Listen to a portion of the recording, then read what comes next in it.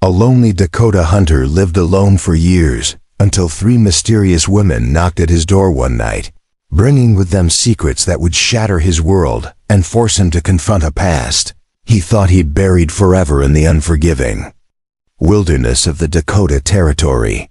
The wind howled through Devil's Canyon like a banshee's wail, carrying with it the scent of snow and the promise of a harsh winter ahead. November 1878 had arrived with teeth bared, and the Dakota Territory showed no mercy to those foolish enough to challenge its brutal embrace. High above the canyon floor, nestled into a natural shelf of red sandstone, sat a log cabin that seemed to grow from the very rock itself. It was a fortress of solitude, built by hands that had learned to trust nothing and no one except the steady rhythm of survival. Before we jump back in, tell us where you're tuning in from, and if this story touches you, make sure you're subscribed, because tomorrow I've saved something extra special for you. Kane Cross had called this place home for 7 long years, ever since the day he'd walked away from everything he'd once known and loved. The cabin bore the marks of a man who'd built it to last, not to impress. Heavy timber walls chinked with clay and moss, a stone chimney that drew smoke clean, and windows positioned to watch every approach to his domain. No trail led to his door, no neighbor knew his name, and that was exactly how he'd wanted it.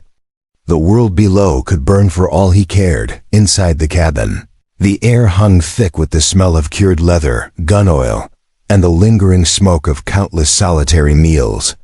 Animal pelts covered the floor and walls, testament to Kane's skill.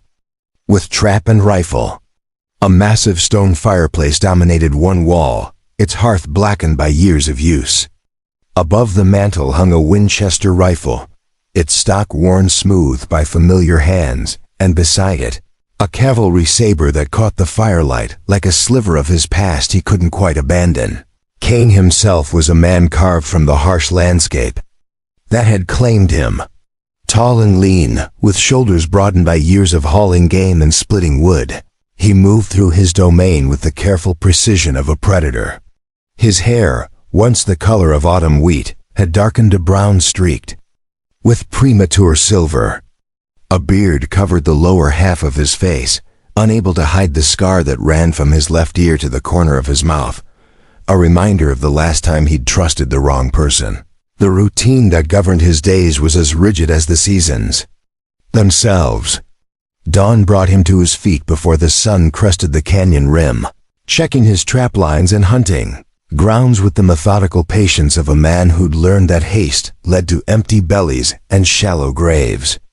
He spoke to no one, trusted no one, and expected nothing from a world that had already taken everything he'd ever cared about.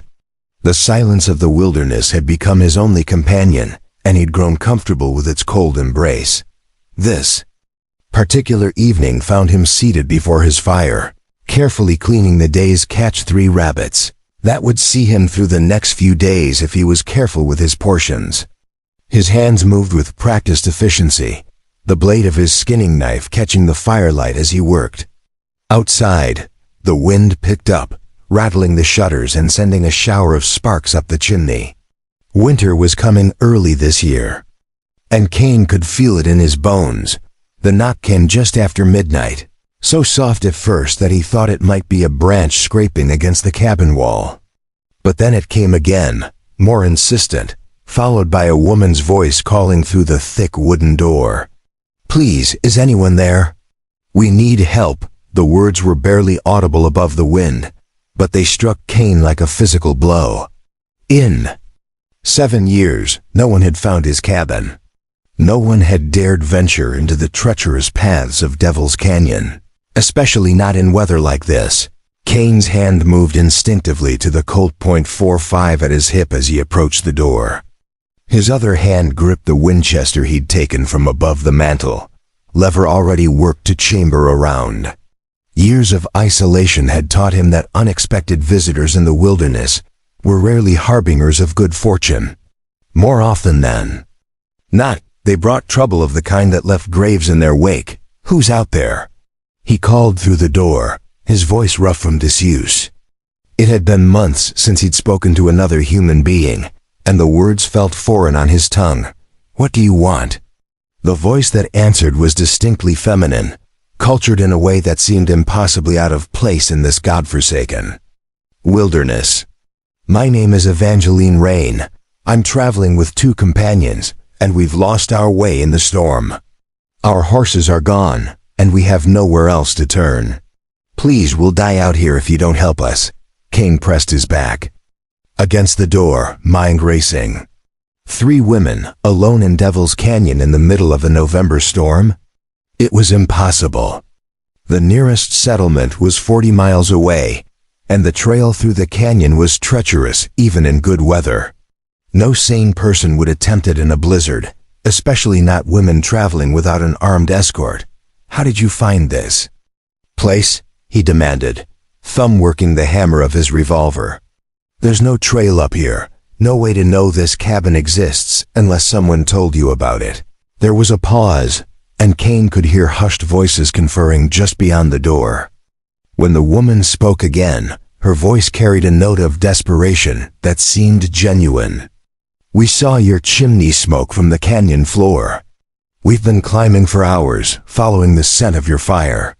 Please, one of my companions is injured, and we're all half frozen. I'm begging you." Kane stood frozen, torn between the ingrained caution that had kept him alive for 7 years, and something deeper, more human, that he'd thought the wilderness had killed long ago. The wind howled louder, and he could hear the distinctive sound of sleet beginning to pelt the cabin walls. Whatever these women were, whatever they wanted, they wouldn't survive the night in the open, against every instinct screaming at him. To leave them to their fate, Kane slowly unbarred the door. The wooden beam that secured it was as thick as a man's arm, and it took both hands to lift it free. As the door swung open, a blast of frigid air swept into the cabin, carrying with it 3 figures that seemed to materialize from the storm itself. The first woman through the door was tall and striking, with raven black hair that hung in wet tangles around her shoulders. Her clothes were expensive, a traveling dress of deep blue wool that had probably cost more than Kane saw in a year, but they were torn and muddied from her climb up the canyon wall. Her eyes were the color of storm clouds, and they fixed on Kane with an intensity that made him take an involuntary step backward. Behind her came a second woman, smaller and more delicate, with auburn hair that caught the firelight like burnished copper. She supported a third companion, a blonde woman who seemed barely conscious, her head lolling against her friend's shoulder. All 3 were soaked to the skin, their lips blue with cold, their hands shaking so violently they could barely grip each other. "Thank God," the dark-haired woman breathed, and Kane realized this must be Evangeline Rain, the one who'd spoken through the door. "Thank you for opening your door to us. I know this must be. Get inside before you freeze." Kane cut her off, stepping back to give them room. He kept the Winchester ready, safety off, finger near the trigger. Hospitality was one thing, but he hadn't survived 7 years in the wilderness by being careless. "Close the door behind you." The women stumbled into the cabin's warmth, and Kane got his first good look at them in the firelight. The blonde woman was indeed injured, blood seeping through a makeshift bandage wrapped around her left thigh. The auburn-haired woman was examining the wound with the practiced efficiency of someone who'd seen her share of injuries. But it was Evangeline Rain who commanded his attention. She was beautiful in a way that seemed almost otherworldly, with high cheekbones and full lips that spoke of aristocratic breeding. But her eyes held depths that suggested she'd seen things that would break lesser people. She moved with a fluid grace that reminded Kane of a hunting cat, and despite her apparent exhaustion, she seemed to take in every detail of the cabin with calculating precision. "I'm Evangeline, as I mentioned," she said, her voice warmer now that they were inside. "This is Autumn Sterling," she indicated the auburn-haired woman, "and Celeste Morgan."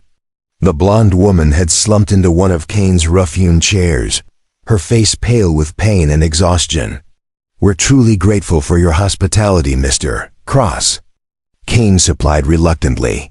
Preparing and narrating this story took us a lot of time, so if you are enjoying it, subscribe to our channel. It means a lot to us now. Back to the story. Cane Cross, and hospitality has its limits. You can warm yourselves by the fire and tend to your friend's wound, but come morning, you'll need to move on. This isn't a place for visitors. Evangeline's lips curved in what might have been a smile. Of course, Mr. Cross. We wouldn't dream of imposing longer than necessary. We're simply grateful to have found shelter from the storm. But as she spoke, her eyes continued their careful inventory of the cabin, noting the weapons, the layout, the exits. Kane had seen that look before, in the eyes of scouts and soldiers. It was the look of someone assessing terrain for tactical advantage. Autumn had produced a small leather satchel from somewhere beneath her cloak and was now cleaning Celeste's wound with practiced efficiency. She took a fall during our climb, she explained without looking up from her work. Cut herself on a sharp rock. It's not too deep, but it needs proper attention. Her voice carried a slight accent that Kane couldn't quite place, something cultured and Eastern, but with undertones of something else entirely. Kane watched them work, his suspicions growing with each passing moment. These women were no lost travelers caught in a storm. Their clothes, despite being torn and muddy, were too fine, too expensive for casual travelers. Evangeline's hands showed no calluses, no signs of the hard work that marked frontier women. Autumn's medical knowledge was too professional, too confident. And Celeste, despite her apparent weakness, kept her right hand positioned near what Kane suspected was a concealed weapon. Where were you traveling from? He asked, settling into a chair across from them, but keeping his rifle across his knees. And where were you headed? Devil's Canyon isn't exactly on any established route. We were traveling from Chicago to California, Evangeline replied. Smoothly. Our escort abandoned us 3 days ago when our coach broke down. We've been walking ever since, trying to reach the nearest settlement. We had no idea we'd wandered so far off the main trail. It was a plausible story, Kane had to admit. The kind of thing that happened to travelers unfamiliar with the brutal realities of the Dakota territory. But something about the way Evangeline told it, too practiced, too smooth, set his teeth on edge. In his experience, people who lied well had usually had plenty of practice. Chicago to California through Dakota territory, he pressed. That's a hell of a roundabout way to go. The railroad runs straight through to Sacramento these days. Why would you choose to travel overland through some of the most dangerous territory in the country? For just a moment, Evangeline's composure slipped, and Kane caught a glimpse of something hard and calculating beneath her grateful exterior. But she recovered quickly, lowering her eyes in what appeared to be embarrassment. My husband prefers to avoid the railroad when possible. He believes it's safer to travel by private coach. Your husband? Kane's eyes flicked to her left hand, noting the absence of a wedding ring. He lets you travel alone through Dakota territory with just 2 companions and no armed escort. He's waiting for us in Denver, Autumn interjected, not looking up from her work on Celeste's wound. We were supposed to meet him there a week ago. He's probably already sent search parties looking for us. Kane studied the 3 women more carefully. Now that they'd warmed up a bit, he could see details that had been hidden by the storm and their apparent distress. Evangeline's dress, while muddy and torn, was made of fabric that cost more than most people earned in a month. Autumn's cloak was lined with fur that came from animals that didn't exist anywhere near Dakota territory. And Celeste, despite her injury, wore boots that were clearly made for someone who spent more time in drawing rooms than on wilderness trails. Tell me something, Kane said, leaning forward slightly. If you've been walking for 3 days, without food or proper shelter, how is it that none of you show signs of real starvation or exposure? You're cold and wet, sure, but you don't have the look of people who've been dying slowly in the wilderness. The silence that followed his question was profound. Evangeline's storm-gray eyes met his, and for a moment, Kane saw something that made his hand tighten on his rifle. It was the look of a predator that had just realized its prey was more dangerous than anticipated. "We've been resourceful," she said finally, her voice carrying a new edge. "We found berries, managed to catch some small game. We're not helpless city women, Mr. Cross, despite appearances." "Berries?" Kane's voice was flat. "In November, in Dakota territory? After the first hard frost killed everything edible weeks ago." He stood slowly, never taking his eyes off the three women. "I think it's time you told me who you really are, and what you're really doing here." Celeste's hand moved toward her concealed weapon, but Evangeline stopped her with a subtle gesture. "We're exactly who we said we are," she insisted. "Travelers seeking shelter from the storm. Nothing more, nothing less." Kane's thumb found the hammer of his Colt. "Lady, I've been living alone in this wilderness for 7 years.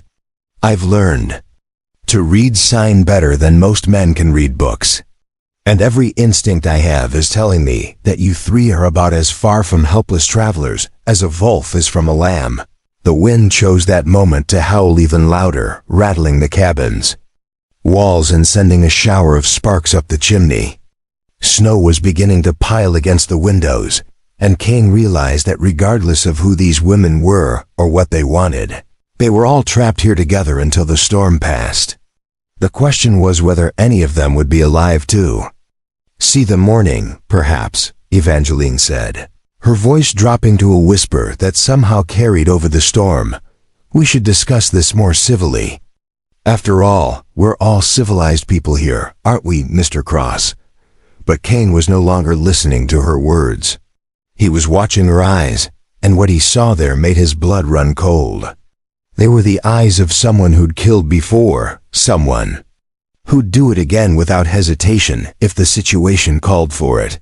Whatever these three women were, whatever they wanted, Kane realized he was no longer the hunter in this scenario. He was the prey. The storm outside had evolved into something biblical, as if the very heavens were trying to wash Devil's Canyon clean of its sins. Snow piled against the windows in drifts that would make travel impossible for days, and the wind screamed through the rock formations like tortured souls seeking redemption. Inside the cabin, the tension had become so thick it seemed to press against the walls themselves, threatening to shatter the fragile peace that hospitality had created. Kane stood with his back to the stone fireplace, Winchester held with deceptive casualness across his chest. 7 years of solitude had taught him to read the subtle signs of danger, and every instinct he possessed was screaming warnings.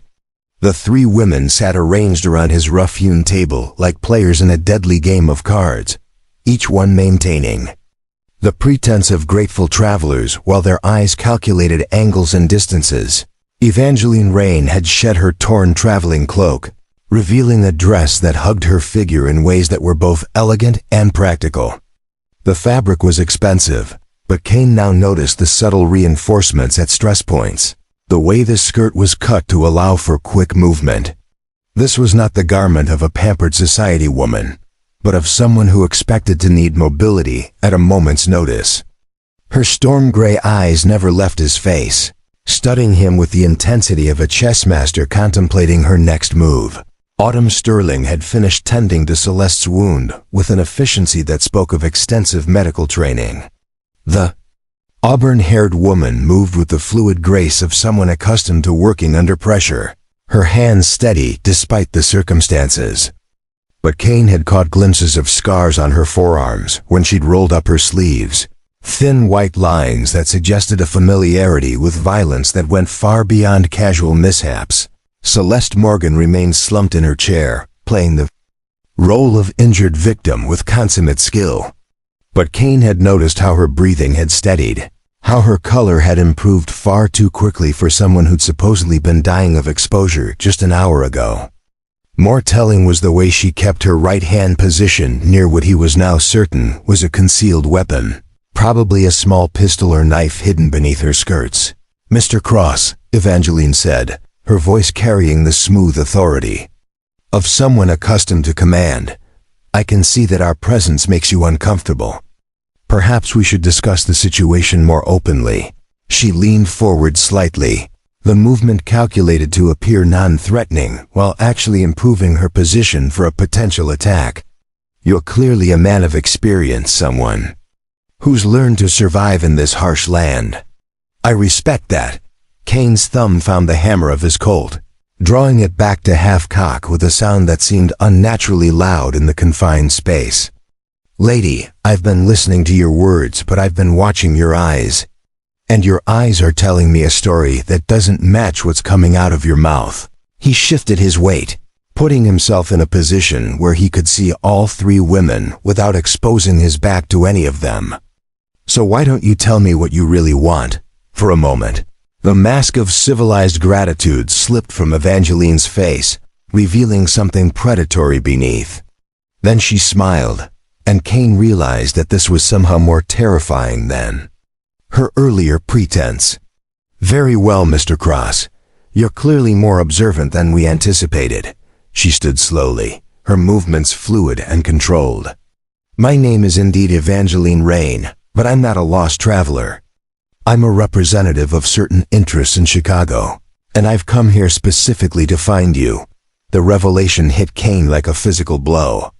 In 7 years of isolation, he'd convinced himself that his past was buried as deep as the men he'd left behind in Kansas. But apparently, some graves weren't deep enough to hold the dead. "I don't know what you're talking about," he said, but his voice lacked conviction. The ghosts he'd been running from had finally found him. Autumn Sterling rose from her chair with liquid grace, her earlier pretense of concern replaced by something much more dangerous. Kane Cross, formerly Lieutenant Kane Cross of the 7th Cavalry, under the command of Colonel James Morrison. Discharged under mysterious circumstances following the incident at Bitter Creek Station. Her voice carried the clinical precision of someone reciting from a dossier. Disappeared 7 years ago after testimony that resulted in the court-martial of 3 fellow officers. Kane's blood turned to ice. Bitter Creek Station was a name he'd tried to forget, a place where good men had died because of orders that should never have been given. The memory of that day haunted his dreams, the screams of innocent people caught in the crossfire of military incompetence and political ambition. "That's ancient history," he said, but his voice was hollow. "Whatever you think you know about what happened there, we know everything." Celeste Morgan interrupted, her supposed injury forgotten as she sat up straight in her chair. Her blue eyes were hard as winter ice, and Kane realized that she'd been playing the weakest member of the group to lull him into complacency. "We know about the massacre. We know about the cover-up. And we know about the evidence you took when you disappeared." The evidence. Kane's gaze flicked involuntarily toward the loose stone in the fireplace where he'd hidden the documents that had cost him everything. Orders signed by Colonel Morrison, communications with Washington that revealed the true scope of the conspiracy, photographs that showed the aftermath of what the Army had called a routine engagement with hostiles, material that could destroy careers, topple governments, and possibly get him killed. "I don't have anything," Kane lied, but Evangeline's smile told him she'd caught his involuntary glance. "Whatever you think I took, I destroyed it years ago. I wanted nothing more than to forget that place ever existed."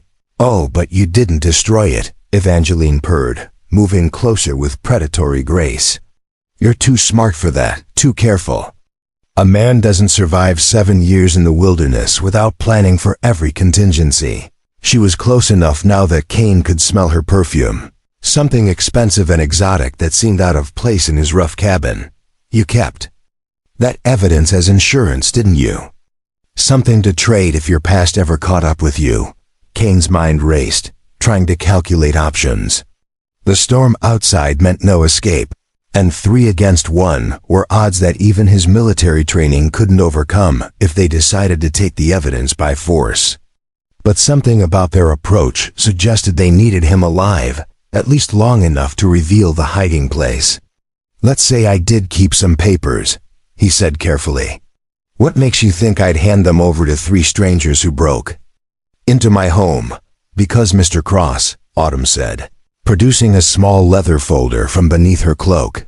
We represent the people who were wronged by what happened at Bitter Creek, the families of the dead, the survivors who were branded as criminals to protect the Army's reputation. She opened the folder, revealing photographs that made Kane's stomach clench.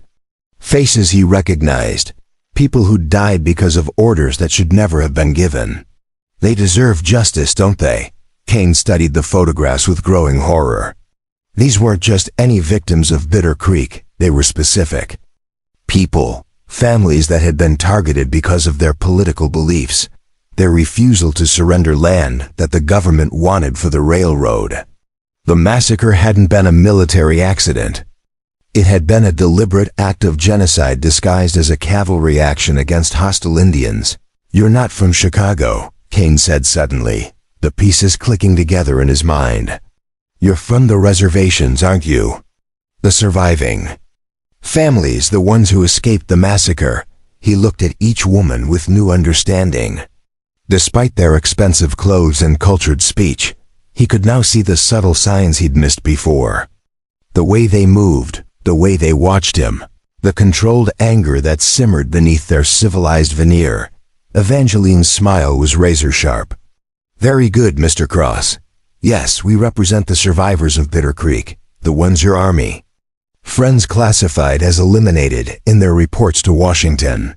She moved closer, her voice dropping to a whisper that carried more menace than any shout. We've spent 7 years learning to speak like white women, dress like white women, move in white society. Also, we could find the evidence that would prove what really happened that day. The revelation transformed everything.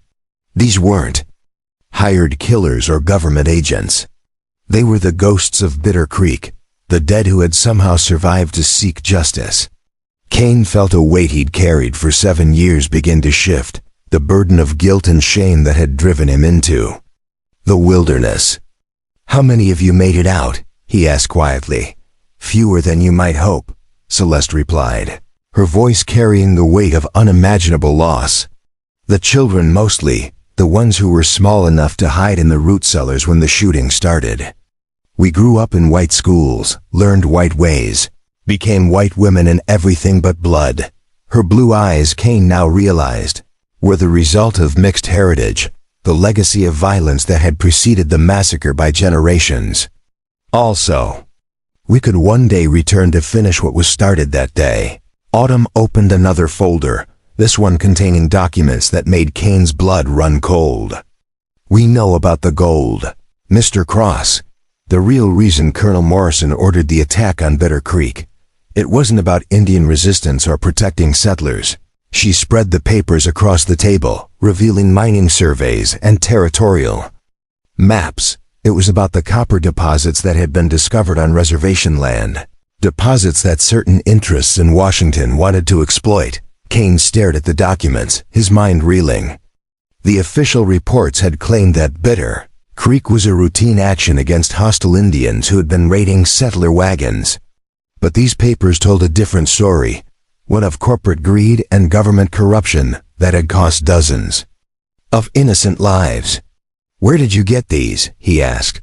From the same place you got your evidence, Evangeline replied. Colonel Morrison's private files, the ones he thought he'd destroyed before his court-martial. But he wasn't the only one with access to those documents, was he, Mr. Cross? Her eyes bored into his, searching for the truth she was certain he possessed. You were his aide-de-camp, his trusted lieutenant.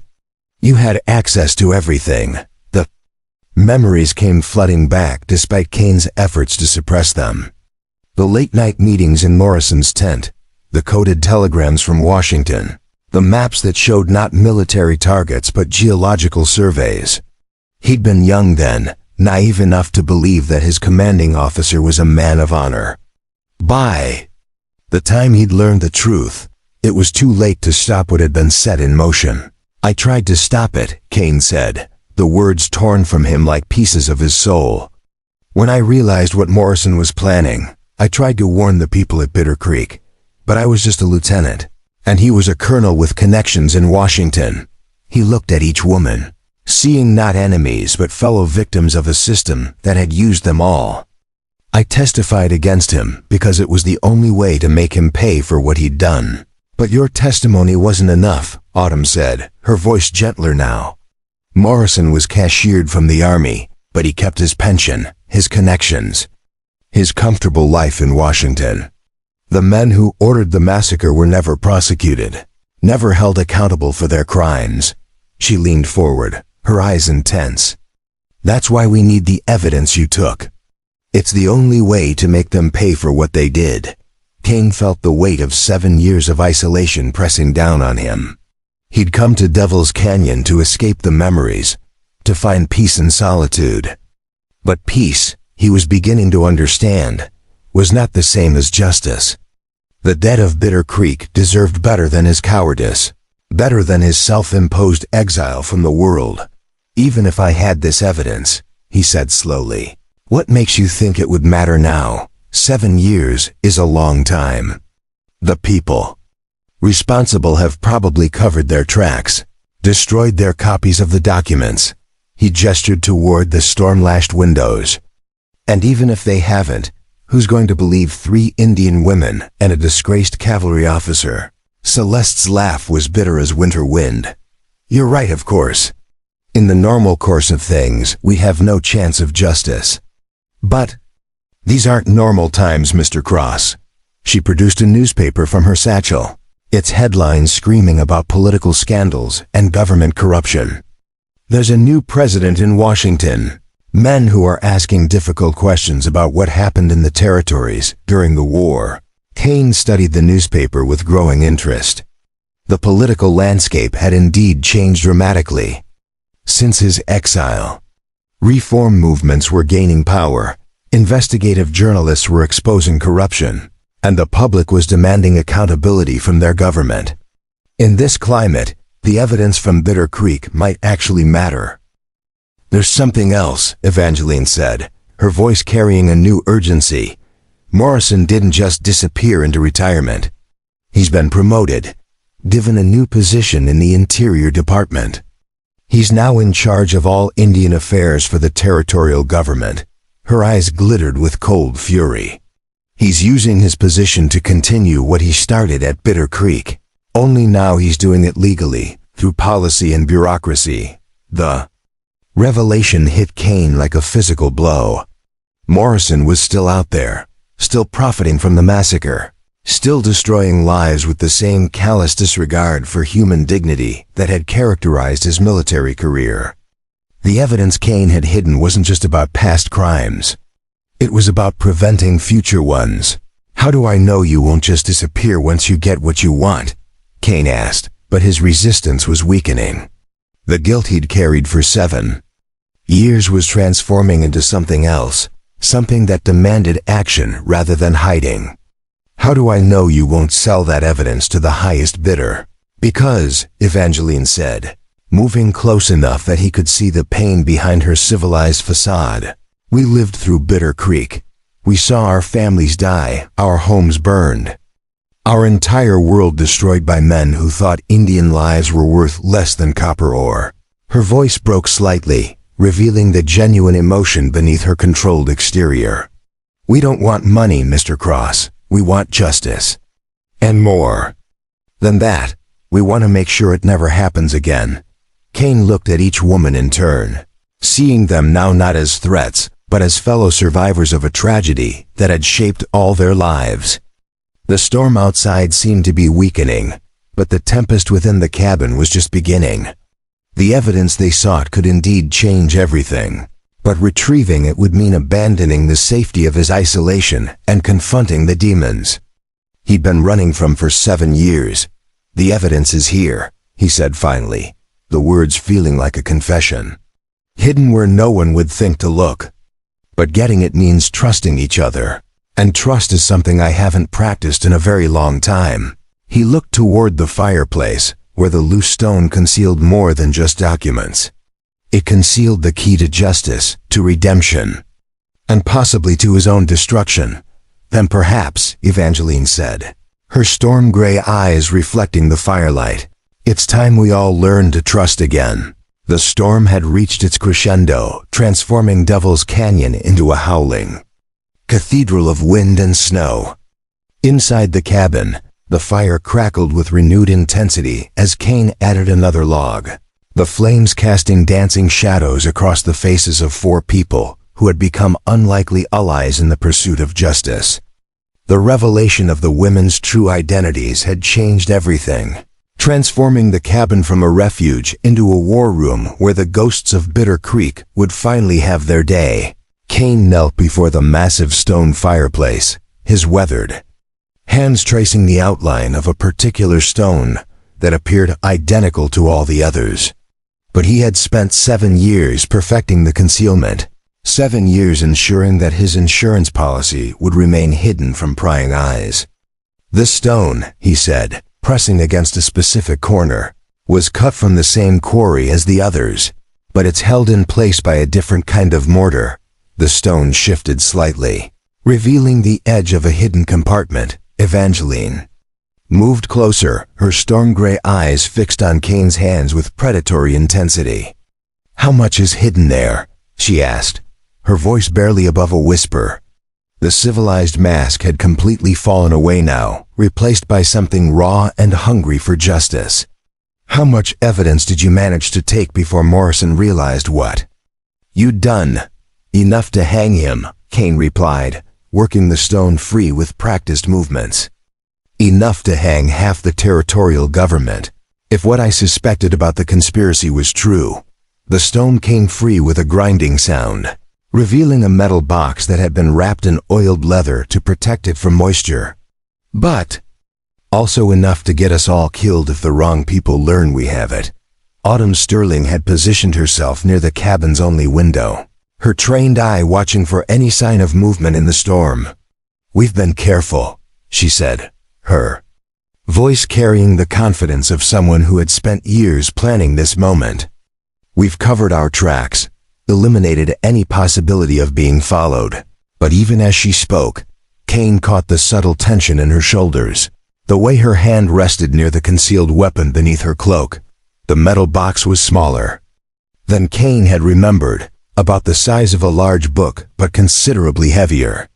As he lifted it from its hiding place, he felt the weight of 7 years of guilt and responsibility settle back onto his shoulders. Inside this box were the secrets that had cost him everything: his career, his friends, his faith in the system he'd sworn to serve. But perhaps, finally, those secrets might serve a purpose greater than his own survival. Celeste Morgan had abandoned all pretense of injury, moving with fluid grace to secure the cabin's door. Her blue eyes, bright with intelligence and determination, swept the interior with tactical precision.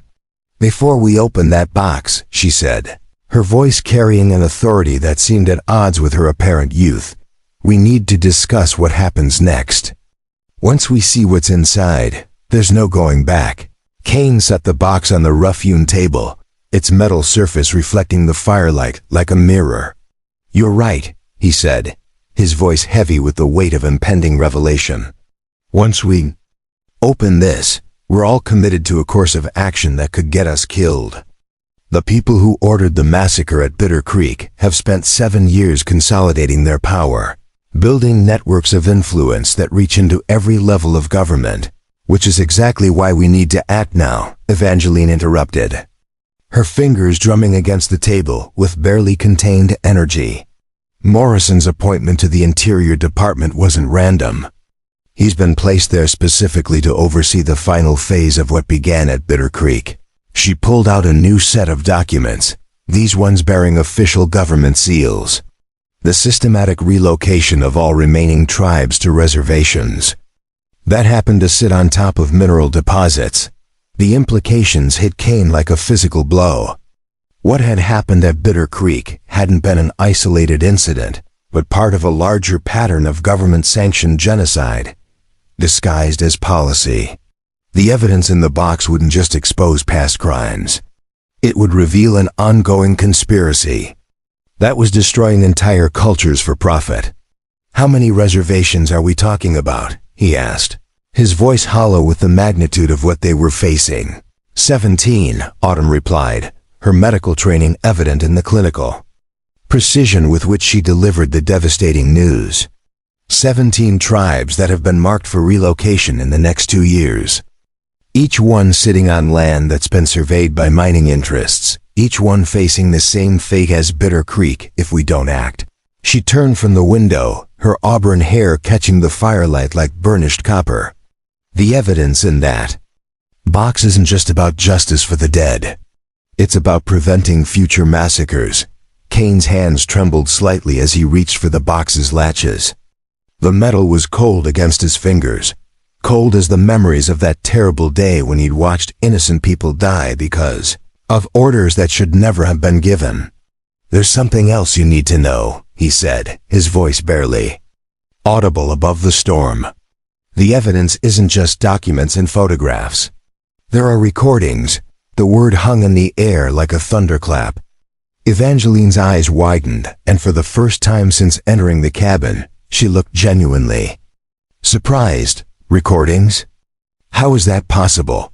"Morrison was paranoid," Kane explained, working the first latch free with steady hands. "He recorded every important conversation, every meeting with government officials, every discussion about the operation. He thought it would protect him if things went wrong." The second latch clicked open, and Kane paused, his hand resting on the box's lid. "But he didn't know that I had access to his personal quarters, that I'd learned how to operate his recording device." The revelation transformed the atmosphere in the cabin. What they had thought might be powerful evidence was actually something far more dangerous: direct testimony from the architects of genocide, preserved in their own voices. Celeste moved closer to the table, her face pale with the implications. "If we have recordings of Morrison and his conspirators discussing the massacre, planning future operations, then we have enough to bring down the entire network." Evangeline finished, her voice filled with a mixture of hope and terror. "But we also have something that powerful people would kill to suppress." She looked at each of them in turn, her storm-gray eyes reflecting the magnitude of what they were contemplating. "Are we prepared for that kind of war?" Kane lifted the box's lid, revealing contents that had been carefully preserved against time and moisture. The first item was a leather-bound journal, its pages filled with his own handwriting, detailed observations of Morrison's behavior, copies of orders, sketches of the massacre's aftermath. Beneath it lay a stack of photographs, their images, too terrible to examine in detail, and a collection of official documents bearing the seals of various government departments. But it was the final item that drew everyone's attention, a mechanical device about the size of a small book, its brass fittings tarnished with age but still functional. The phonograph cylinder recorder had been Morrison's pride and joy, a technological marvel that he'd used to document what he thought would be his triumphant military career. Instead, it had become the instrument of his potential downfall. "How many cylinders are there?" Autumn asked, her voice hushed with reverence for the power contained in such small objects. Kane lifted the recorder, revealing a collection of wax cylinders nestled in custom-fitted compartments. Each one was carefully labeled in his own handwriting, dates and locations that corresponded to the darkest chapters of the territorial government's history. 12, Kane replied, his voice heavy with the weight of memory. 12 recordings of meetings between Morrison and his conspirators, stretching from the initial planning stages of the Bitter Creek operation through the aftermath and cover-up. He selected one cylinder, its surface marked with the date that had haunted his nightmares for 7 years. This one contains the actual order to massacre the civilians at Bitter Creek, given by Morrison in a meeting with territorial officials. Evangeline's hands were shaking as she reached for the cylinder. "We need to hear it," she said, her voice filled with a mixture of dread and anticipation. "We need to hear them condemn themselves in their own words." But Kane gently intercepted her hand, his own fingers closing around the precious evidence. "Are you sure?" he asked, his eyes searching her face for any sign of doubt. Once you hear Morrison's voice ordering the death of your people, there's no unhearing it. The words will be burned into your memory forever. He looked at each woman in turn, seeing the pain and determination that had driven them to this moment. I've lived with those words for 7 years, and they've haunted every day of my exile. Celeste stepped forward, her young face hardened by experiences that should have broken someone her age. We've lived with the silence for 7 years, she said, her voice carrying the strength that belied her apparent youth. We've lived with the knowledge that our families died for nothing, that their killers walked free while we were branded as criminals. She reached for the phonograph with steady hands. If hearing their voices will help us destroy them, then we need to hear every word. Kane set the cylinder in place and wound the mechanical device with practiced movements. The technology was crude by modern standards, but it was effective enough to preserve the voices of the dead and the damned. As the cylinder began to rotate, the cabin fell silent except for the crackling of the fire and the distant howl of the wind. The voice that emerged from the device was cultured, educated, and utterly without conscience. Colonel Morrison's words filled the cabin with the casual authority of a man discussing the weather rather than ordering mass murder. The situation at Bitter Creek has become untenable, his recorded voice declared. The natives are refusing to relocate voluntarily, and their presence is preventing access to the copper deposits. Another voice joined the conversation, this one belonging to someone Kane recognized as Territorial Governor William Hayes. What do you recommend, Colonel? We can't afford to have this matter drag on indefinitely. The casual tone with which they discussed genocide was more chilling than any scream of rage. Morrison's response was delivered with the same detached professionalism he might have used to discuss troop movements or supply requisitions. A show of force, Governor. Something dramatic enough to convince the other tribes that resistance is futile. The cylinder crackled with static, but his next words came through with terrible clarity. One propose we eliminate the Bitter Creek settlement entirely, make. It appeared to be the result of an Indian attack on our own forces.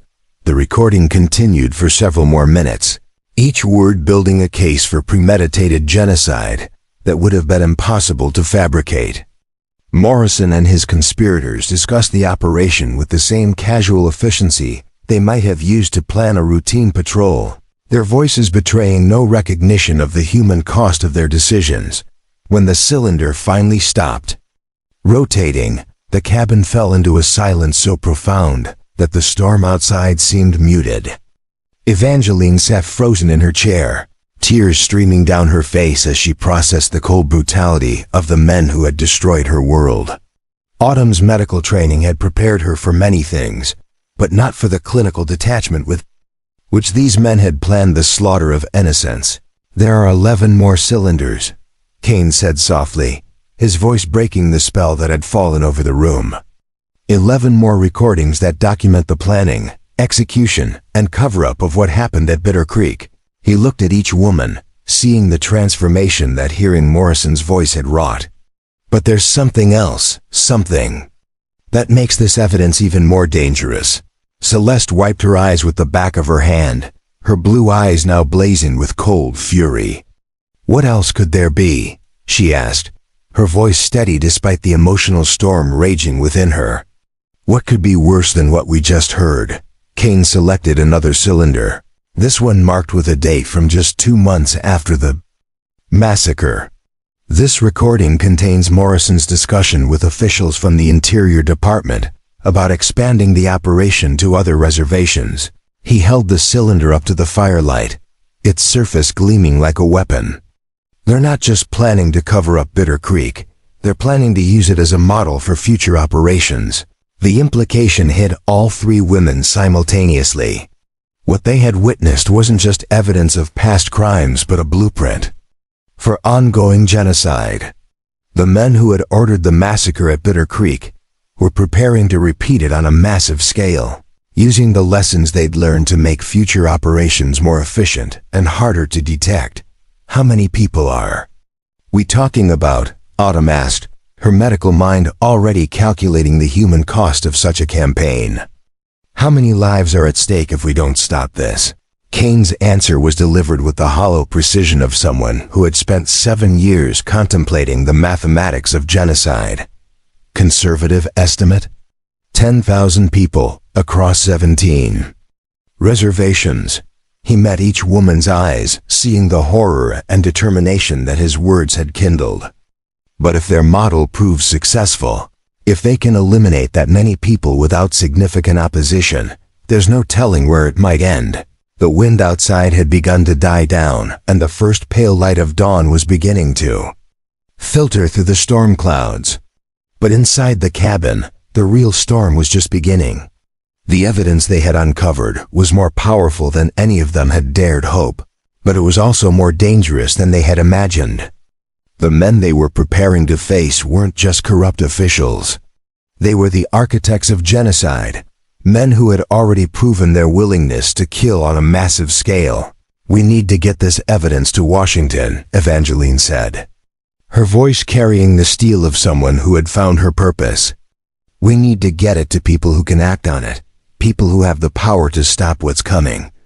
But even as she spoke, Kane could see the doubt in her eyes, the recognition that powerful men with blood on their hands wouldn't surrender without a fight. "Getting to Washington is just the beginning," Kane replied, carefully returning the cylinders to their protective case. "The real challenge will be staying alive long enough to testify." He looked toward the window, where the storm was finally beginning to clear.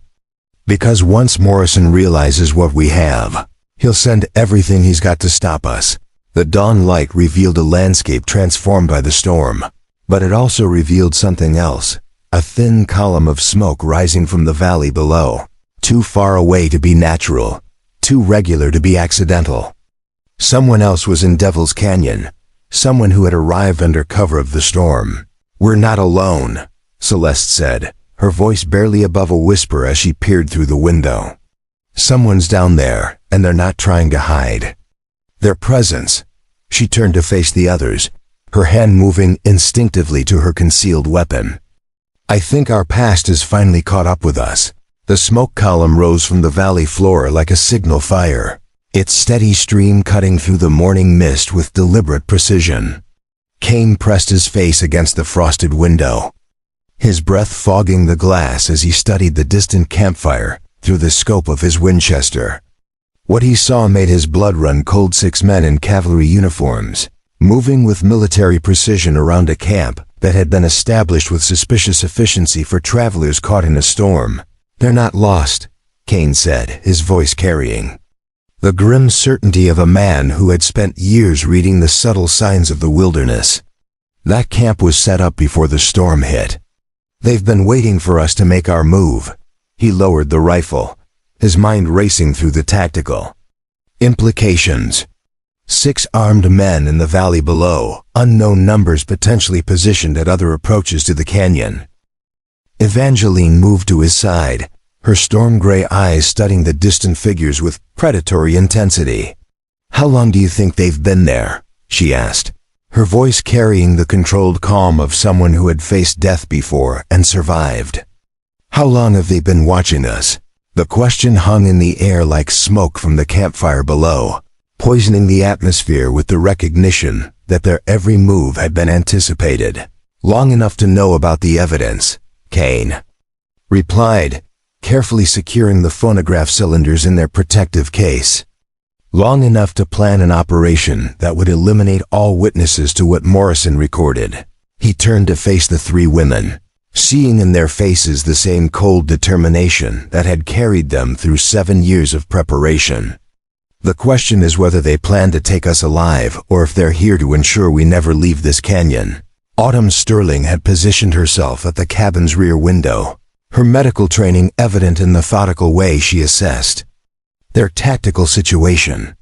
"There's movement on the eastern ridge," she reported, her voice steady despite the gravity of their circumstances. "At least 3 more men, probably scouts positioned to cut off any escape route through the high country." Her auburn hair caught the morning light as she turned to face them. "We're surrounded." The revelation transformed the cabin from a refuge into a trap. Kane felt the familiar weight of command settling onto his shoulders, the burden of leadership that he'd carried during his cavalry days. But this time, he wasn't leading soldiers into battle. He was trying to keep 3 women alive long enough to expose the truth about genocide. "We need to assume they have orders to eliminate all witnesses," he said, his voice carrying the authority of someone who understood the stakes. "Morrison can't afford to let us reach Washington with those recordings." Celeste Morgan had abandoned her post at the front window, moving with fluid grace to check the security of the cabin's defenses. The heavy timber construction that had protected Kane from the elements for 7 years would now have to protect them from something far more dangerous: trained killers with government backing. "The cabin's solid," she reported, her blue eyes reflecting the tactical assessment of someone who had learned to think like a soldier. "But it won't hold against a determined assault with explosives." Kane's mind raced through their options, each one more desperate than the last. The storm had passed, eliminating the cover that might have allowed them to slip away undetected. The approaches to the canyon were limited, all of them now undoubtedly watched by Morrison's men. But there was one possibility, one route that few people knew existed. "There's a passage," Kane said, moving to the loose stone that had concealed the evidence. "A natural cave system that runs beneath the canyon floor. It comes out near the old mining claim about 5 miles downstream." He began pulling additional supplies from the hidden compartment, items he had cached against the possibility of exactly this kind of emergency. "It's dangerous, especially with the snowmelt from the storm, but it might be our only chance." Evangeline's eyes lit up with understanding. "You've been planning for this," she said, her voice carrying a mixture of admiration and suspicion. "All these years you've been preparing for the day Morrison would come for you." She watched as Kane revealed a cache of weapons, ammunition, and survival gear that transformed the hidden compartment into an arsenal. He never intended to hide forever. A man doesn't survive 7 years in the wilderness without contingency plans. Kane replied, checking the action of a pair of Navy Colts that he'd kept in perfect condition. "I always knew that someday someone would come for the evidence. I just never expected it to be the people who deserved justice most." He looked at each woman in turn, seeing the transformation that danger had wrought. Gone were the refined ladies who had knocked on his door. In their place stood 3 warriors preparing for battle. The sound of horses moving through the canyon below reached them clearly in the morning air. Kane counted the hoofbeats, his trained ear identifying at least a dozen riders converging on their position. "They're moving," he said, his voice carrying the calm authority of someone who had faced overwhelming odds before. "We have maybe 30 minutes before they're in position to assault the cabin." Autumn had produced a small leather satchel from beneath her cloak, its contents revealing a collection of medical supplies and something else, small glass vials filled with clear liquid. "Chloroform," she explained, noting Kane's questioning look. "We came prepared for the possibility that we might need to extract information from unwilling subjects." Her smile was sharp as a blade. "But it works just as well for eliminating sentries." The revelation added a new dimension to their escape plan. Kane had been thinking in terms of avoiding contact with Morrison's men, but the women had clearly been preparing for a more aggressive approach. "How many vials do you have?" he asked, his mind already calculating the tactical possibilities. "Enough," Celeste replied, revealing her own hidden arsenal. From beneath her seemingly innocent traveling dress, she produced a collection of throwing knives, their blades blackened to prevent reflection. "We've spent 7 years learning to be more than just survivors. We've become predators." Her blue eyes glittered with cold purpose.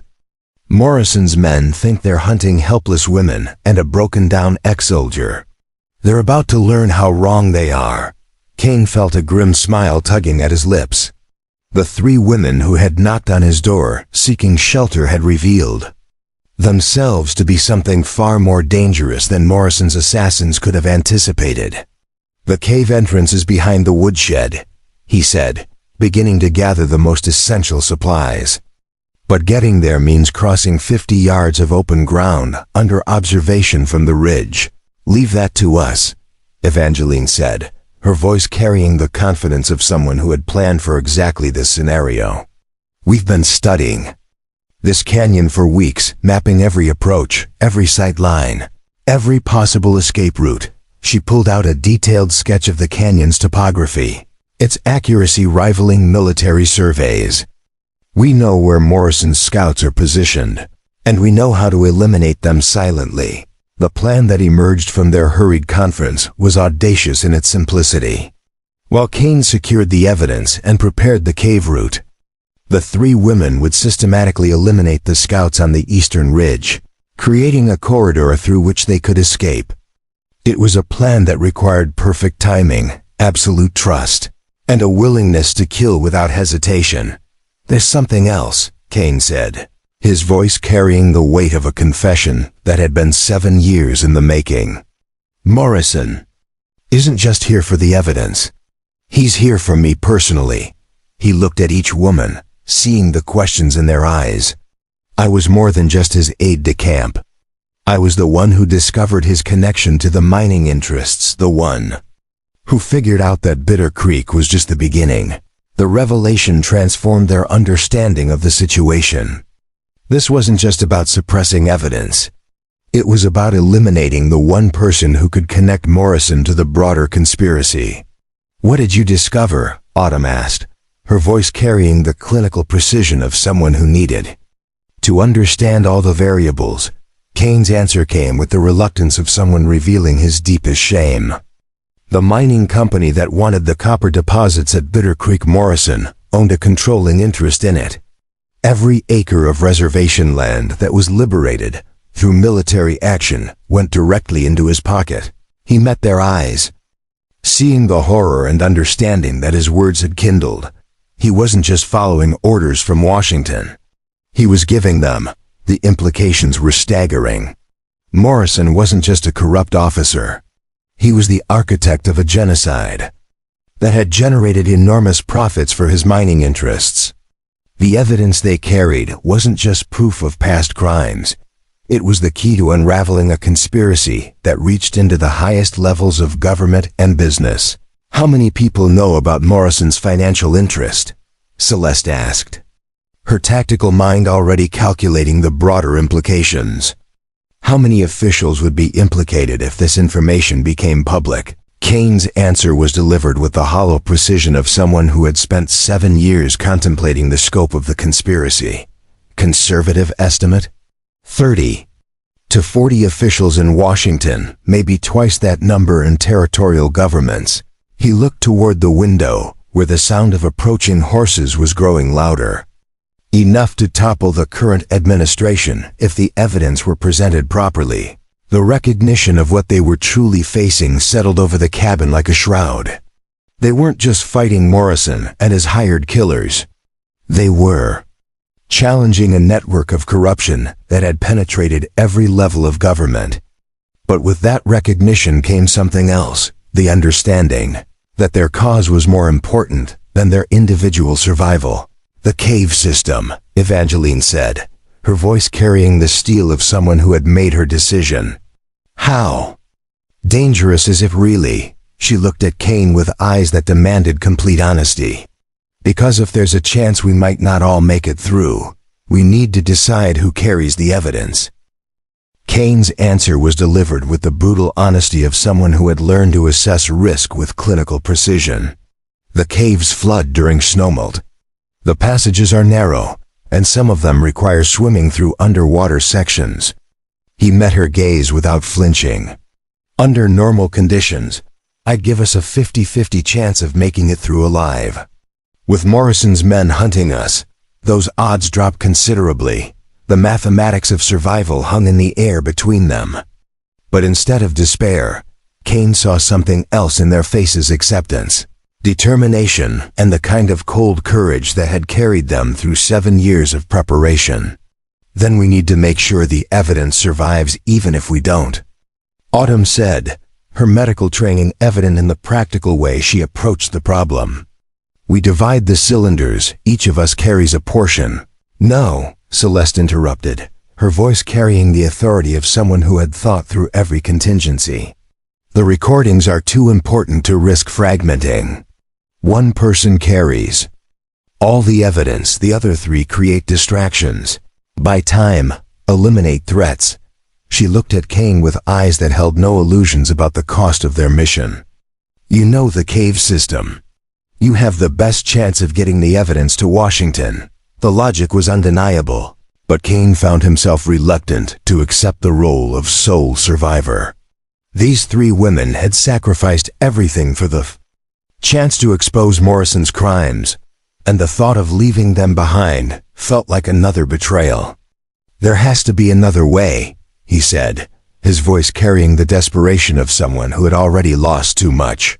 Some way we can all make it out alive, perhaps, Evangeline said, her storm-gray eyes reflecting the firelight one last time. But if there isn't, we need to be prepared to make the sacrifice that justice demands. She moved to the window, studying the approaching riders with the calm assessment of a general preparing for battle. Morrison's men are skilled, but they're also overconfident. They think they're dealing with a broken-down ex-soldier and three helpless women. The sound of splintering wood interrupted her words as the cabin's front door exploded inward under the impact of a battering ram. Smoke grenades rolled across the floor, filling the air with choking clouds that burned the eyes and throat. Through the chaos, Kane could hear Morrison's voice, older but still carrying the same cold authority that had haunted his nightmares for 7 years. "Lieutenant Cross," Morrison called, his voice carrying the mock courtesy of a predator playing with its prey. "I know you're in there. And I know you have something that belongs to me." His laugh was like breaking glass. "Come out peacefully, and I promise the ladies won't suffer unnecessarily."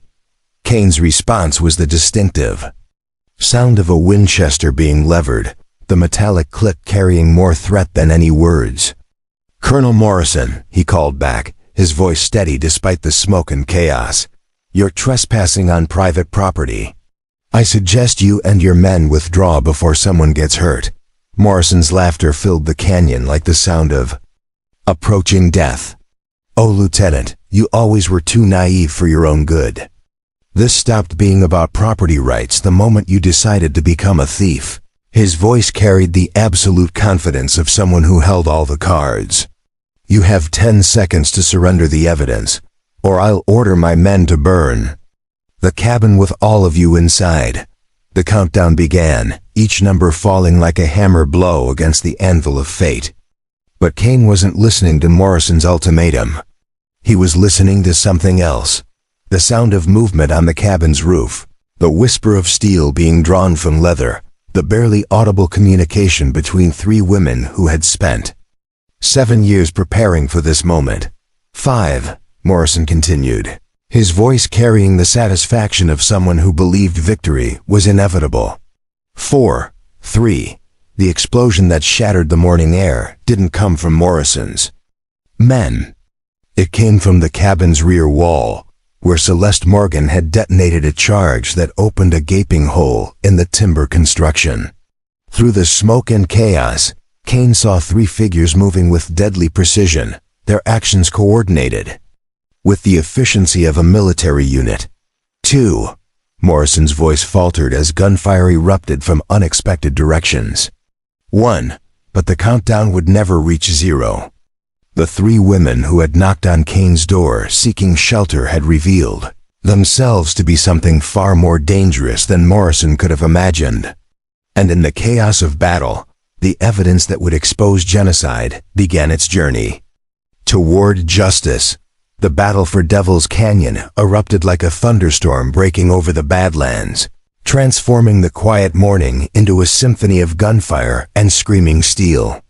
Through the smoke and chaos, Kane watched the three women move with lethal precision, their 7 years of preparation crystallizing into moments of perfect violence. Evangeline had positioned herself on the cabin's roof, her rifle speaking death to Morrison's scouts on the eastern ridge, while Autumn and Celeste flanked the main assault force with the fluid coordination of seasoned warriors. Kane clutched the metal case containing the phonograph cylinders against his chest, feeling the weight of 10,000 lives resting in his hands. The evidence that could expose Morrison's genocide was more precious than gold, more dangerous than dynamite, and more fragile than the lives being spent to protect it. Through the gaping hole in the cabin's rear wall, he could see the entrance to the cave system that represented their only hope of escape. Morrison's voice cut through the gunfire with the authority of a man accustomed to commanding death. "Bring me Cross alive," he shouted, his words carrying the cold fury of someone whose carefully constructed empire was crumbling. "Kill the women, but I want the lieutenant to watch before he dies." His laughter was like breaking glass, sharp, enough to cut the soul. 7 years I've been waiting for this moment." The personal hatred in Morrison's voice revealed the true scope of his obsession. This wasn't just about suppressing evidence. It was about eliminating the one person who had dared to challenge his authority, who had seen through his mask of military honor to the monster beneath. Kane understood now that Morrison would never stop hunting him, never rest until the last witness to his crimes was silenced forever. Evangeline's rifle cracked from the rooftop, and Kane watched one of Morrison's men pitch forward into the snow, his chest blossoming with crimson. But the return fire was immediate and devastating, chunks of timber exploding from the cabin's walls as heavy caliber bullets sought their targets.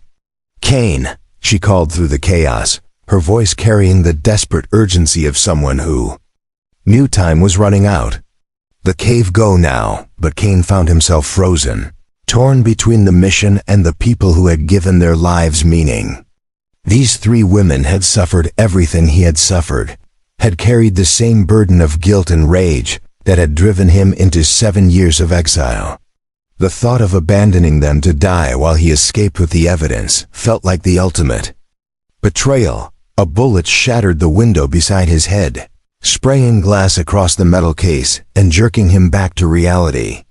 Celeste appeared at his side, her blue eyes blazing with the kind of fury that could only come from witnessing genocide. "The evidence is more important than any of us," she said, her voice carrying the absolute certainty of someone who had already made peace with death.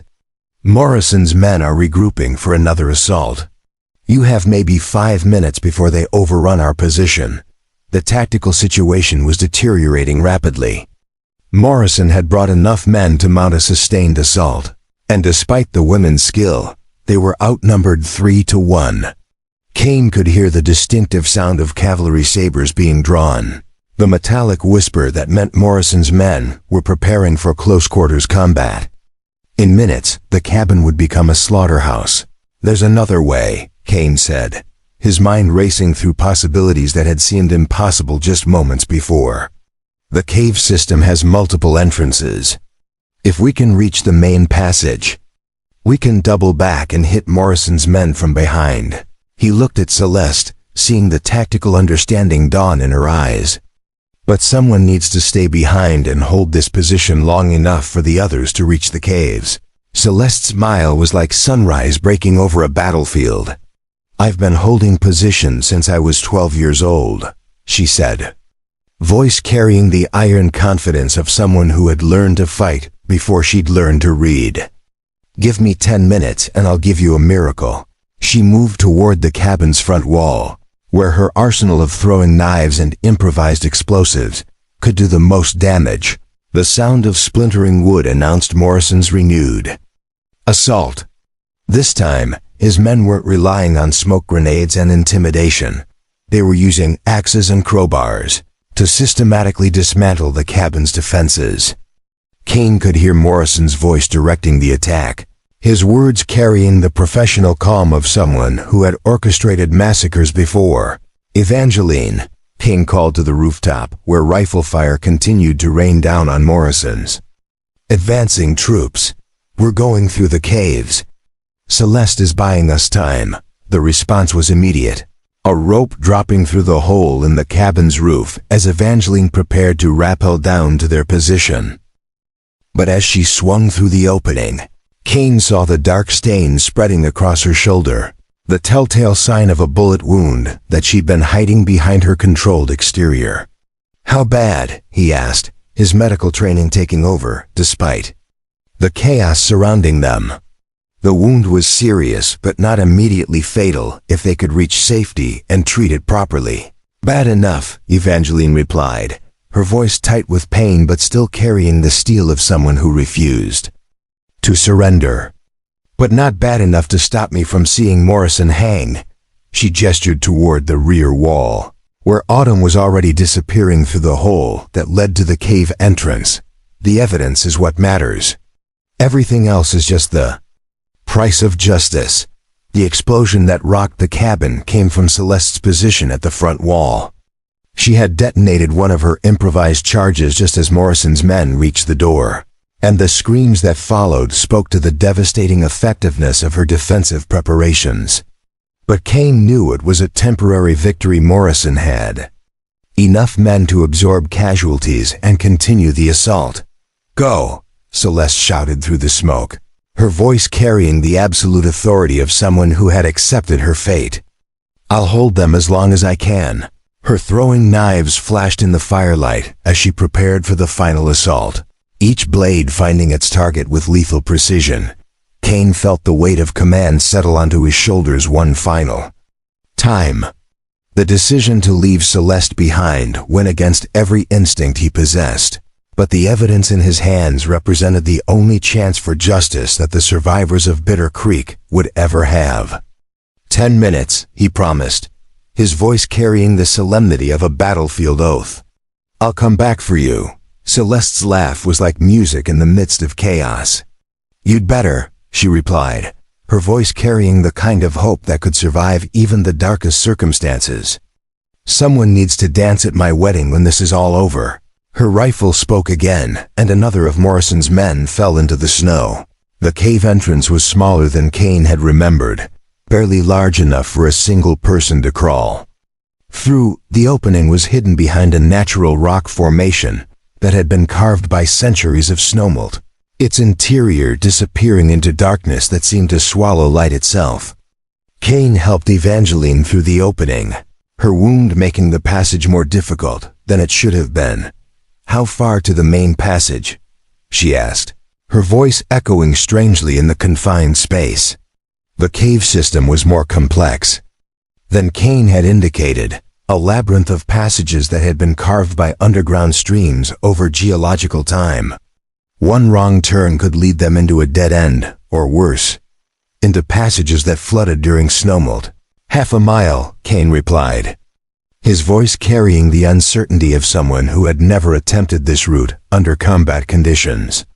"But the passages are narrow, and some of them require swimming through underwater sections." He could hear the sound of rushing water ahead, the distinctive roar of snowmelt flowing through confined spaces. Autumn's voice came from somewhere ahead in the darkness, her words carrying the kind of professional calm that came from medical training. "The water's rising," she reported, her voice echoing off stone walls that seemed to press closer with each step. "We need to move faster, or we'll be trapped down here." The implications were clear. The storm had dumped enough snow to create dangerous flooding conditions in the cave system.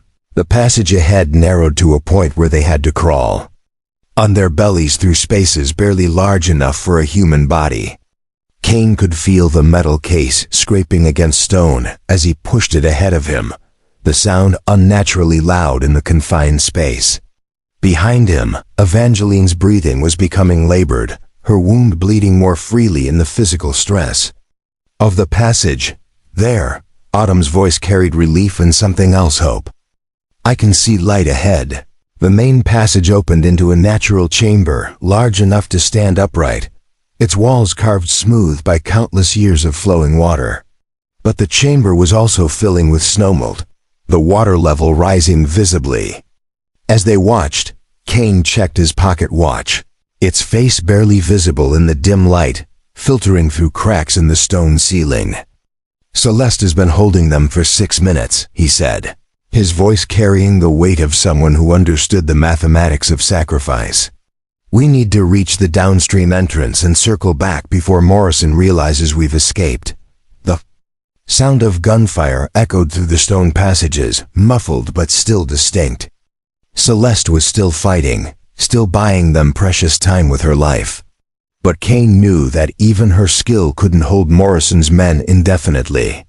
The cabin would fall, and when it did, Morrison would realize that his primary targets had escaped. "The water's too high," Evangeline said, her voice carrying the clinical assessment of someone who understood their tactical situation.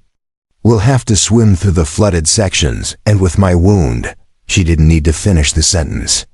Swimming through underground passages while injured was a death sentence. Kane's mind raced through alternatives, each one more desperate than the last. The evidence in his hands was too important to risk in the flooded passages, but abandoning Evangeline was unthinkable. "There's another way," he said, his voice carrying the sudden inspiration of someone who had found hope in desperation. "The mining claim upstream. It has a telegraph line to Denver." The implications were staggering. If they could reach the mining claim's telegraph, they could transmit the essential details of Morrison's conspiracy directly to Washington, creating a permanent record that would survive even if they didn't. But reaching the claim meant crossing open ground under observation from Morrison's men. "How far?" Autumn asked, her medical training evident in the way she assessed Evangeline's condition. "And how much time do we have before she needs proper treatment?" The question hung in the air like smoke from a distant fire. Kane's answer was delivered with the brutal honesty of someone who had learned to calculate survival in minutes, rather than hours.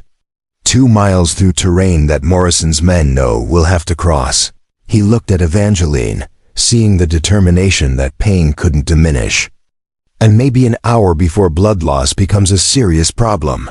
The decision crystallized in the space between heartbeats. They would make their stand at the mining claim, use the telegraph to expose Morrison's conspiracy, and face whatever consequences their actions brought. It was a plan born of desperation and fueled by the kind of courage that came from having nothing left to lose. "Then we go," Evangeline said, her voice carrying the steel of someone who had found her purpose. "In the face of death. Morrison wants a war? Let's give him one he'll never forget." Her storm-gray eyes reflected the dim light filtering through the stone ceiling, and Kane saw in them the same fury that had driven her through 7 years of preparation. The sound of an explosion echoed through the cave system, followed by a silence that was more terrifying than any gunfire. Celeste's final charge had detonated, and Kane knew with horrible certainty that her 10 minutes were up. Morrison's men would be swarming through the cabin now, searching for the evidence that would expose their crimes. "She bought us the time we needed," Kane said, his voice carrying the weight of someone who understood the price of justice. "Now we make sure her sacrifice meant something." He secured the metal case against his chest and began moving toward the downstream entrance, where daylight promised freedom and the chance to complete their mission. But as they emerged from the cave system into the morning light, Kane saw something that made his blood run cold. Morrison hadn't just brought soldiers to Devil's Canyon, he had brought a small army. The mining claim ahead was surrounded by cavalry troops, their positions carefully chosen to command every approach. The telegraph line that represented their only hope of exposing the conspiracy was defended by men who had orders to kill anyone who tried to use it. "It's a trap," Autumn whispered, her voice carrying the recognition of someone who had walked into an ambush. Morrison knew about the caves, knew we'd try to reach the telegraph. She looked at Kane with eyes that held no illusions about their chances. "He's been planning this for longer than we thought," Morrison's voice carried across the canyon, like the sound of approaching doom. "Lieutenant Cross," he called, his words amplified by the natural acoustics of the stone walls. "I have your friend." Through the scope of his rifle, Kane could see a figure bound to a post near the mining claim's main building. It was Celeste, bloodied but alive, her blue eyes blazing with defiance even in captivity. Morrison had taken her alive, turned her into bait to draw them into his trap. The evidence that could expose genocide was within reach of the telegraph that could transmit it to Washington. but claiming it would mean walking into the jaws of death itself. 1 hour, Morrison continued, his voice carrying the satisfied authority of someone who held all the cards. You have 1 hour to surrender the evidence, or I'll demonstrate the same mercy I showed at Bitter Creek. His laughter echoed off the canyon walls like the sound of breaking souls. The choice is yours, Lieutenant. Justice or mercy, but not both. Kane felt the weight of 10,000 lives resting in his hands, the burden of justice balanced against the cost of mercy. The evidence that could prevent future genocides was literally within his grasp, but claiming it would mean sacrificing the people who had given his life meaning. In 1 hour, he would have to choose between the mission and the people who had made it possible. And in that choice, the true price of justice would finally be revealed. The sun had reached its zenith above Devil's Canyon, casting harsh shadows across the mining claim where Morrison's trap awaited. Kane crouched behind a boulder formation 200 yards from the telegraph office, the metal case containing the phonograph cylinders pressed against his chest like a sacred relic. 57 minutes remained of Morrison's ultimatum. 57 minutes to devise a plan that could save both Celeste and the evidence that would prevent future massacres. Through his rifle scope, Kane could see Celeste bound to the wooden post, her blue eyes scanning the canyon rim for any sign of rescue. Blood stained her dress from multiple wounds, but her posture remained defiant, unbroken, despite the torture Morrison had undoubtedly inflicted. Around her, 20 cavalrymen maintained a defensive perimeter, their positions carefully chosen. To command every approach to the telegraph office, Evangeline lay beside him, her shoulder wound bandaged with strips torn from Autumn's dress. The bleeding had slowed, but infection was setting in, and Kane could see the fever beginning to burn in her storm-gray eyes. "There has to be a way," she whispered, her voice carrying the desperate hope of someone who had sacrificed everything for this moment. 7 years of planning can't end like this. Autumn had positioned herself at the opposite end of their concealed position, her medical supplies exhausted, but her tactical mind still sharp. "Morrison has made a mistake," she said, her voice carrying the analytical precision of someone who had learned to find opportunity in desperation. "He's concentrated all his forces around the telegraph office, but he's forgotten about the mining equipment." Kane followed her gaze toward the massive steam-powered ore crusher that dominated the mining claim's central yard. The machine was a testament to industrial ambition, its boiler still maintaining pressure from the previous day's operations. More importantly, it was connected to the same steam line that powered the telegraph transmitter, the boiler. Kane sighed, understanding dawning in his voice. "If we can overload the steam pressure, create an explosion large enough to distract Morrison's men." He calculated angles and distances, his military training taking over. But someone would have to reach the boiler controls, and that means crossing 200 yards of open ground under direct observation. The plan that emerged from their whispered conference was audacious in its simplicity and terrible in its cost. One person would create a diversion at the mining equipment, while the other two attempted to reach the telegraph office. The mathematics were brutal. Whoever created the diversion would almost certainly die, but their sacrifice might buy enough time to transmit the evidence to Washington.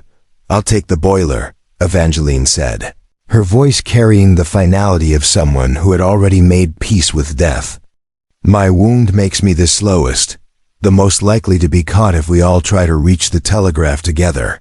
She looked at Kane with eyes that held no regret, only the cold satisfaction of someone who had found meaning in sacrifice. "Promise me you'll make Morrison pay for what he did to our families." Kane felt the weight of command settling onto his shoulders one final time. The decision to let Evangeline sacrifice herself went against every instinct he possessed. But the evidence in his hands represented the only chance for justice that 10,000 innocent people would ever have. "There's another way," he said, his voice carrying the sudden inspiration of someone who had found hope in desperation. "The mining claim has a powder magazine." The implications were staggering. If they could reach the explosive storage, they could create a blast powerful enough to level the entire mining operation. But the magazine was located beneath the main building, directly under Morrison's command post. Reaching it would require infiltrating the heart of enemy territory. How much powder are we talking about? Autumn asked, her medical training evident in the clinical way she assessed their options. And how long would we have to set the charges before the explosion? The question hung in the air like smoke from a distant fire. Kane's answer was delivered with the brutal honesty of someone who had learned to calculate destruction in pounds rather than lives. 500 pounds of black powder, maybe more. He looked at each woman, seeing the understanding dawn in their eyes. Enough to take out the entire mining claim and everyone in it. The silence that followed was profound. They were contemplating not just their own deaths, but the annihilation of Morrison and his entire force. It was a plan that would ensure the evidence reached Washington, but it would also mean that none of them would live to see justice served. There's a problem, Evangeline said, her voice carrying the weight of someone who had thought through every detail. The telegraph lines run underground through the same tunnels as the powder magazine. If we detonate the explosives, we'll destroy the very equipment we need to transmit the evidence. She looked toward the mining claim where Morrison's men continued their vigilant watch. We need a way to send the message before we trigger the explosion. Kane's mind raced through the technical requirements. Telegraph transmission required time, concentration, and an operator skilled in Morse code, but they also needed someone to set the explosive charges and time the detonation. The mission required 2 people working in perfect coordination, with no margin for error. I know Morse code, Autumn said, her voice carrying the confidence of someone who had mastered every skill necessary for their mission. My father was a railroad telegrapher before the war. He taught me the patterns when I was a child. She looked at Kane with eyes that held no illusions about their chances. How long do you need to set the charges? Kane calculated the time required to reach the powder magazine, prepare the explosives, and set a reliable fuse. The work was dangerous under the best of circumstances, but attempting it while surrounded by enemy forces added layers of complexity that could prove fatal. 10 minutes, he said, his voice carrying the uncertainty of someone who had never attempted such a mission under combat conditions. Maybe 15 if I have to improvise the fusing system. The plan crystallized in the space between heartbeats. Autumn would infiltrate the telegraph office and begin transmitting the evidence, while Kane reached the powder magazine and prepared the explosives. Evangeline, despite her wound, would create diversions to draw Morrison's attention away from their real objectives. It was a plan that required perfect timing, absolute trust, and the kind of courage that came from having nothing left to lose. Morrison's ultimatum expires in 42 minutes. Celeste's voice carried across the canyon, her words clearly audible despite the distance. Kane realized she was timing their operation, using Morrison's own deadline to coordinate their assault. 42 minutes to make the choice between justice and mercy. Morrison's response was immediate and chilling. The choice has already been made, my dear. His voice carried the satisfied authority of someone who believed victory was inevitable. Lieutenant Cross values the evidence more than human life. He's proved that repeatedly. His laughter echoed off the canyon walls like the sound of breaking souls. He'll sacrifice you just as he sacrificed your people at Bitter Creek. The psychological warfare was calculated to break Kane's resolve, to force him into an emotional response that would compromise the mission. But 7 years of isolation had taught him to master his emotions, to think tactically even when faced with impossible choices. He's trying to provoke us, Kane said, his voice carrying the cold authority of someone who understood the stakes. The more desperate he sounds, the more he fears what we might accomplish. Evangeline had begun moving toward her position, her rifle slung across her back despite her wound. When you hear my first shot, she said, her voice carrying the finality of someone who had accepted her fate. You'll have maybe 5 minutes before Morrison realizes what's happening. She looked back at Kane and Autumn, her storm-gray eyes reflecting the harsh sunlight. Make those minutes count. Kane felt the weight of the metal case against his chest, the burden of 10,000 lives resting in his hands. The evidence that could prevent future genocides was literally within his grasp, but claiming it would require sacrifices that would haunt him for whatever remained of his life. When this is over, he said, his voice carrying the solemnity of a battlefield oath, the world will know what Morrison did. The dead will have justice. The sound of rifle fire erupted from the eastern rim of the canyon. Evangeline's opening shot drawing immediate response from Morrison's sentries. Kane watched as soldiers rushed toward the source of the gunfire, their tactical discipline momentarily disrupted by the unexpected attack. Now, he whispered, beginning his own movement toward the mining claim's main building. Autumn split off toward the telegraph office, her movements fluid and controlled despite the chaos erupting around them.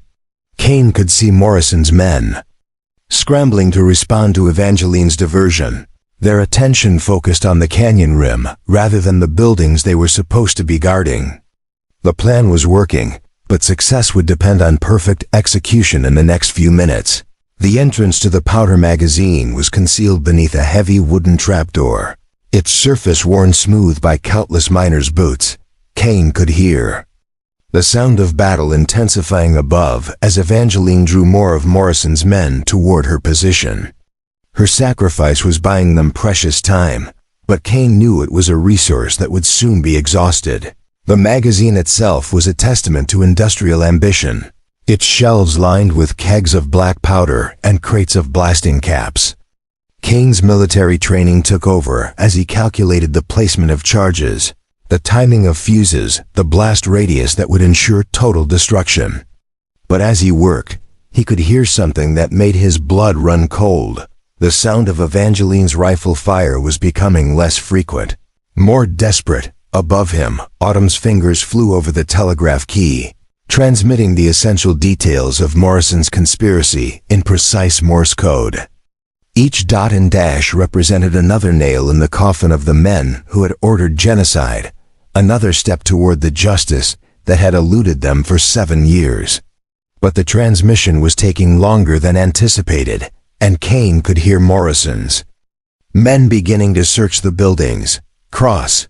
Morrison's voice echoed through the magazine, his words carrying the cold fury of someone whose carefully constructed trap was collapsing. I know you're down there. Come out now, and I'll make your death quick. His footsteps were approaching the trapdoor, each step bringing him closer to discovering their plan. Kane's hands moved with practiced efficiency, setting the final charges and lighting the fuse that would soon turn the mining claim into a crater. The bitter irony wasn't lost on him. He was using the same explosive techniques that Morrison had employed to destroy innocent lives. But this time the target was the architect of genocide himself. Justice, he whispered, his voice carrying the weight of 7 years of guilt and rage. Finally, justice. The sound of the telegraph key suddenly stopped, and Kane realized that Autumn had completed her transmission. Somewhere in Washington, government officials were reading the evidence that would expose Morrison's conspiracy, learning the truth about Bitter Creek and the planned genocide of 17 tribes. The mission was complete, but the cost had yet to be fully paid. Morrison's men had found the magazine entrance, their boots pounding against the wooden trapdoor as they attempted to break through. Kane could hear Morrison's voice directly above him, could smell the smoke from the man's cigar filtering through the cracks in the wooden ceiling. In moments, they would break through, and the confrontation that had been 7 years in the making would reach its climax. You've lost, Morrison. Kane called through the trapdoor, his voice carrying the satisfaction of someone who had finally achieved his mission. The evidence is already in Washington. Your conspiracy is exposed. Your career is over. He could hear the fuse burning steadily toward the charges, could calculate the seconds remaining before the explosion would consume them all. Morrison's Laughter was like breaking glass, sharp enough to cut the soul. Even if that's true, Lieutenant, you'll never live to see me hang. The trapdoor splintered under the impact of rifle butts, and Kane could see Morrison's face appearing in the opening, his eyes blazing with the fury of a man whose empire was crumbling. You always were too noble for your own good. The explosion that followed was visible from 20 miles away, a pillar of fire and smoke that rose above Devil's Canyon like a monument to the price of justice. When the dust finally settled, there was nothing left of the mining claim but a crater in the earth, nothing left of Morrison and his men but memories of their crimes. The evidence that had cost so many lives to protect was safely in Washington, where it would soon topple governments and expose the true scope of the conspiracy. But in a telegraph office in Denver, a young operator was already transmitting the final message that Kane had coded into Autumn's transmission. It wasn't evidence of genocide or government corruption. It was a simple statement that would be carved into the monument eventually erected at Bitter Creek. The dead have been avenged. Justice has been served. The innocent will be remembered. 3 days later, newspapers across the country carried the story of the Devil's Canyon explosion, but few reporters understood the true significance of what had happened there. The official investigation would reveal the scope of Morrison's conspiracy, would result in the resignation of government officials and the protection of the 17 tribes that had been marked for destruction. But the human cost of that justice would be known only to the ghosts that haunted the canyon where 4 people had chosen to die rather than let genocide continue. In the years that followed, Devil's Canyon became a place of pilgrimage for the survivors of government persecution, a reminder that justice sometimes required the ultimate sacrifice. The story of Kane Cross and the 3 women who had knocked on his door would be told and retold, becoming legend among the people whose lives they had saved. But the true monument to their sacrifice wasn't built of stone or bronze, it was built of lives that continued to exist because 4 people had chosen to pay the price of justice. And in the end, that was the only monument that mattered. Up next, you've got 2 more standout stories right on your screen. If this one hit the mark, you won't want to pass these up. Just click and check them out. And don't forget to subscribe and turn on the notification bell so you don't miss any upload from us.